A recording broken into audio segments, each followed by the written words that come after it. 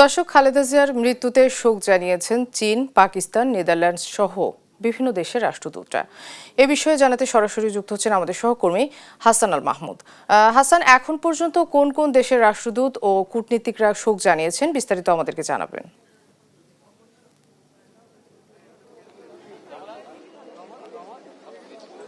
ধন্যবাদ আপনাকে। আমরা দেখছি যে এখন পর্যন্ত বেশ কয়েকটি রাষ্ট্রদূত এখানে কিন্তু এসেছে, বিশেষ করে চীন, পাকিস্তান, ভারত, নেদারল্যান্ড এবং সুইজারল্যান্ডের রাষ্ট্রদূত তারা কিন্তু এসেছে। একই সাথে ইউরোপীয় ইউনিয়নের যে রাষ্ট্রদূত তিনি কিন্তু কিছুক্ষণ আগে এখানে এসেছিলেন এবং বেগম খালেদা জিয়ার মৃত্যুতে যে শোক বই এখানে রাখা হয়েছে বিএনপির কেন্দ্রীয় চেয়ারপারসনের কার্যালয়, সেখানে কিন্তু সেই শোক বইয়ে তারা স্বাক্ষর করেছেন। এখন পর্যন্ত আমরা এমনটা কিন্তু দেখেছি। এর আগে বিএনপির স্থায়ী কমিটির বৈঠক হয়েছে, যেখানে বিএনপির ভারপ্রাপ্ত চেয়ারম্যান তারেক রহমান তিনি সভাপতিত্ব করেছেন। একই সাথে অন্যান্য স্থায়ী কমিটির সদস্যরাও কিন্তু সেখানে ছিলেন।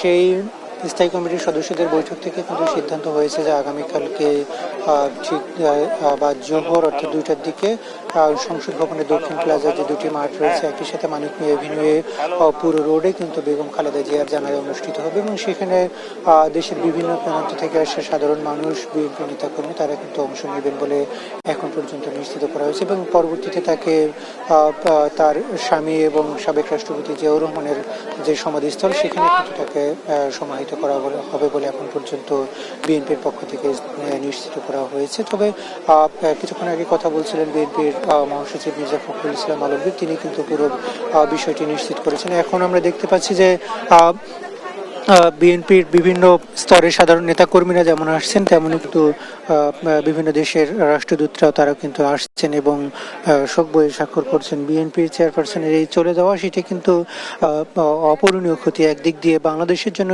ক্ষতি যেমন, তেমনই কিন্তু বাংলাদেশের অপরাপর যেসব গণতান্ত্রিক রাষ্ট্র প্রতিষ্ঠার জন্য যেসব ব্যক্তি সংগ্রাম করে যাচ্ছে তাদের জন্যও কিন্তু বেগম খালেদা জিয়ার প্রস্থান কিন্তু অনেক বেশি ক্ষতির। কারণ তিনি বাংলাদেশের যেমন গণতন্ত্র প্রতিষ্ঠার যেমন অগ্রণী ভূমিকা রেখেছিলেন, লড়াই সংগ্রাম কিন্তু তিনি পুরো রাজনৈতিক জীবন জুড়ে করেছিলেন যে সাধারণ মানুষের জন্য এবং বাংলাদেশে একটি সুষ্ঠু গণতান্ত্রিক পদ্ধতি প্রতিষ্ঠার জন্যই কিন্তু তার পুরো সংগ্রামটি ছিল। তিনি একজন গৃহবধূ থেকে কিন্তু এই রাজনৈতিক সংগ্রামে অবতীর্ণ হন, সরাসরি একটি ভঙ্গুর রাষ্ট্র এবং ভঙ্গুর একটি দলকে কিন্তু তিনি সুসংগঠিত করেন। পরবর্তীতে সেই দলে কিন্তু 1991 সালের নির্বাচনে বাংলাদেশের রাষ্ট্র ক্ষমতা গ্রহণ করে তিনি প্রধানমন্ত্রী হন।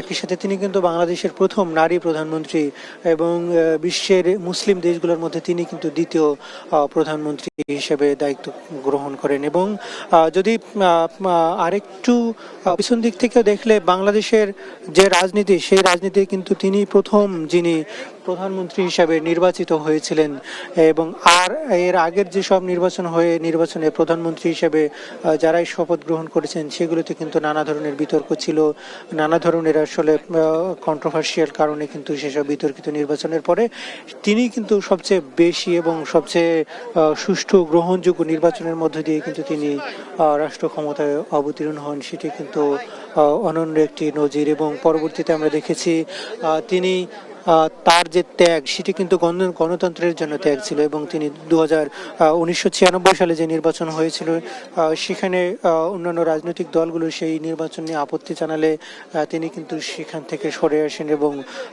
প্রধানমন্ত্রীর পদ থেকে সরে দাঁড়ান এবং সেখানে অন্তর্বর্তী সরকারের এবং তত্ত্বাবধায়ক সরকারের বিল উত্থাপনের মধ্য দিয়ে কিন্তু তিনি ক্ষমতা ছেড়ে দিয়েছিলেন।